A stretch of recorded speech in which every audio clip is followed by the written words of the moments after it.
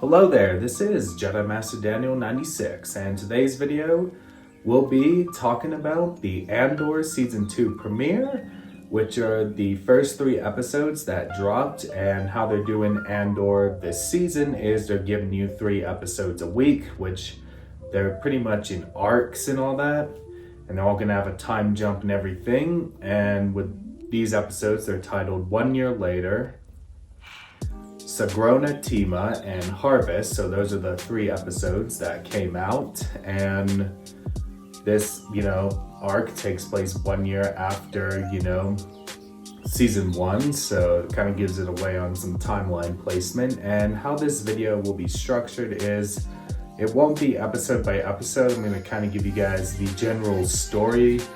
So pretty much like watching this arc, it did feel like watching a movie in a way, and pretty much treat this like a movie discussion in a way, instead of, your episode by episode breakdown. So just wanted to point that out. And anyway, let's dive in. So with these episodes, which I think we could call this the 1 Year Later arc, and then obviously at the beginning, they say this is set in 4 BBY, so, like 4 years before Rogue One and A New Hope, and so BBY stands for Before the Battle of Yavin, so that's kind of a little bit with something being set before A New Hope in that, so a little fun fact there. And Cassian, steals a TIE Avenger on the planet Sinar, and then he goes to this jungle planet, which later on looks to be Yavin 4, so they don't confirm it by any means. I mean, they don't put it like on the text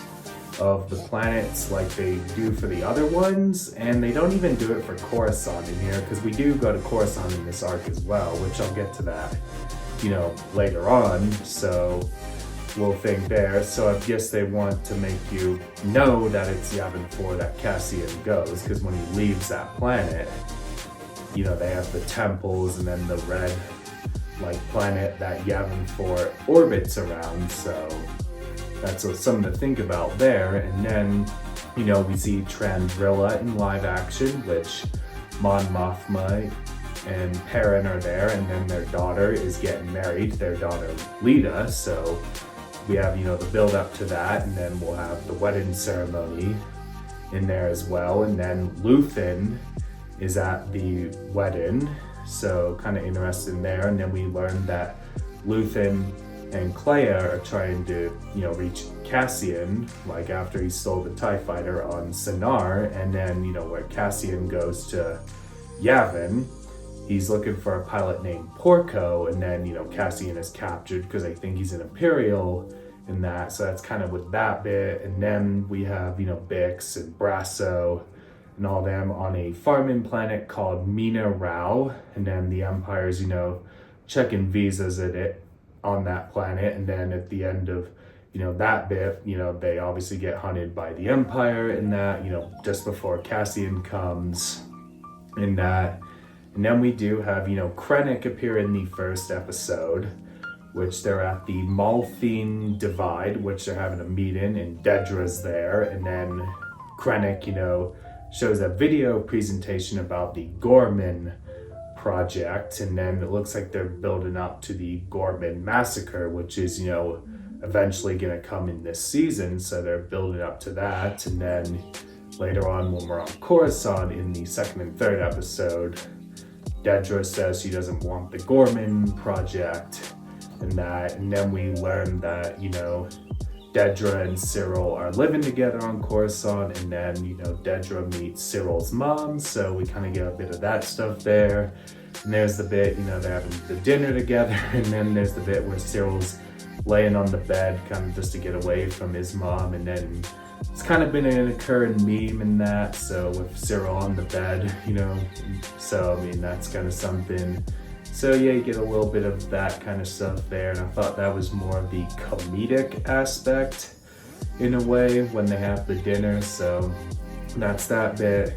And then, Cassian, will return to Mina Rao, and then to get, Bix and all them, and then Brasso gets killed, and then, Buddy gets, Bix and the other guy, and then the droid B2 goes with someone else for safety in that, so that's a thing. And it's gonna be interesting on who survives this season. I mean, we know Cassian will survive, obviously because of Rogue One. We know Mon Mothma will survive because of Rogue One in the original trilogy, because, you know, Mon Mothma's in Return of the Jedi. And we know she's in the post-Return of the Jedi era as well with Ahsoka and all that. So, little thing there on with Mon Mothma. So you kind of get a bit of that, because those are, you know, two characters we know that are gonna survive this season, and obviously Krennic because of Rogue One and that. And wonder where they'll use more of them in the other arcs as well. That will be interesting to see there. And I thought the aesthetics of this arc looked pretty good. I mean, I thought like I was watching a movie. As I mentioned earlier on, like that, you know, watching this arc felt like a movie. I mean, you know, even though the episodes were separate, that's what I was more saying on the story side of watching this arc as one big movie. But from a production standpoint, it even feels like watching a movie with the visuals and everything, from like the TIE fighter, the TIE Avenger and the hangar and that just looked beautiful, to the stuff of Trandrilla. I mean, even the lighting on the stormtroopers on Mina Rao looked beautiful as well. I mean, there's just so many beautiful visuals with it. Even like, you know, the Malthine Divide, like a beautiful aesthetic with those mountains look pretty good. I mean, there's some really good visuals with it. And then even when Cassian's escaping, you know, fighting off the other TIEs in it, I mean, there was some beautiful sequences there. And then even when Cassian was stealing the TIE Avenger, it reminded me of the scene with Finn and Poe in The Force Awakens when they steal the TIE fighter, when they escape. Even though they're not beat for beat those parallels, but it did remind me of that scene from The Force Awakens with Finn and Poe in the TIE fighter on the First Order Star Destroyer. So that kind of, you know, the bit with Cassian and the TIE Avenger and that. So yeah, and even the Yavin looked pretty beautiful as well. I mean, there was some just good stuff in there. Even like Cyril and Dedra's apartment looked pretty nice as well. I mean, give me more of these beautiful visuals throughout the season. And it does prove a point that Andor is, you know, still proving its point to be the best, you know, live action Star Wars show. And then definitely with this start, it, you know, builds off of the first season and takes it to the next level. So that's that. And I mean, there's just some, you know, stuff that goes down, and can't wait to, you know, see it, how it all plays out. So that's pretty much a little rundown of the arc and my thoughts on this arc as well. And that does it for me in this video. Don't forget to like this video, subscribe to the channel, comment down below. Did you like this arc of Andor Season 2? I mean, what would you like to see in the future of this season? Let me know all that down in the comments down below. You can share this video. Let's get to 700 subscribers. You can follow me on Twitter at DarrenRS87, Instagram JMD96_YT, Bluesky Jedi Master Daniel 96, and Facebook Jedi Master Daniel 96. Have a great day, everyone, and may the Force be with you. Bye.